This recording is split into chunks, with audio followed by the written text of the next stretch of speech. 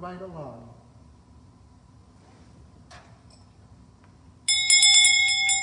Time to come in from playground.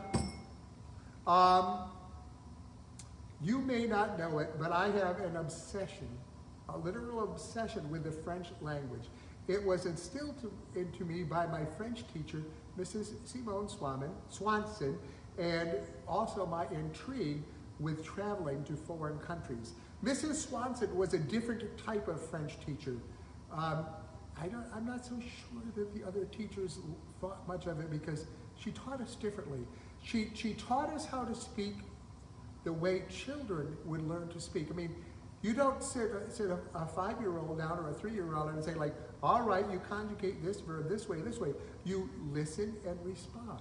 You listen and respond, and that's the way she taught. So in doing so, I think that her students learned to listen and respond, to talk. We weren't afraid to speak. We weren't afraid of making mistakes in our grammar. And to this day, I don't have any fear of speaking. I may not have the perfect grammar, but I will speak and I will express myself and I can make myself understood. I was very lucky. I took French again in college at Potsdam. I lived close to Montreal. I went there sometimes almost every month because I wanted to listen to the language.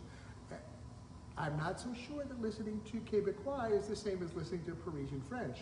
But anyways, then when I moved to Lake Placid, there was French spoken all over the place. And then when I moved to the Hudson Valley, I continued to take some lessons. I joined a language class. We had coffee, I don't drink coffee, tea and pizza and stuff like that, and we talked. And so it was a wonderful experience. And then for 5 years, I hosted French exchange students. So they were here to learn English, but I learned just as much French, especially idiomatic expressions and things, the way people generally talk. And then later on, I went to France and I was able to stay with some of their families and enjoy and learn the culture from their perspective. So one of my favorite Christmas songs is a song that, well, let me take a step back. The French teacher at SUNY Potsdam did me maybe 2 favors. She did not flunk me, and number 2, she had a day where we learned Christmas songs in French. And she taught us a song, and I continue to be one of my favorites. It's called Entre le Boeuf. The words go like this: Entre le Boeuf et l'âne gris, dors, dors, dors le petit fils. 1000 anges divins, 1000 séraphins, volent alentour de ce grand Dieu d'amour. Translated, Entre le Boeuf et l'âne gris, in the middle of the oxen and the gray donkey. Dors le petit fils, sleeps the little child.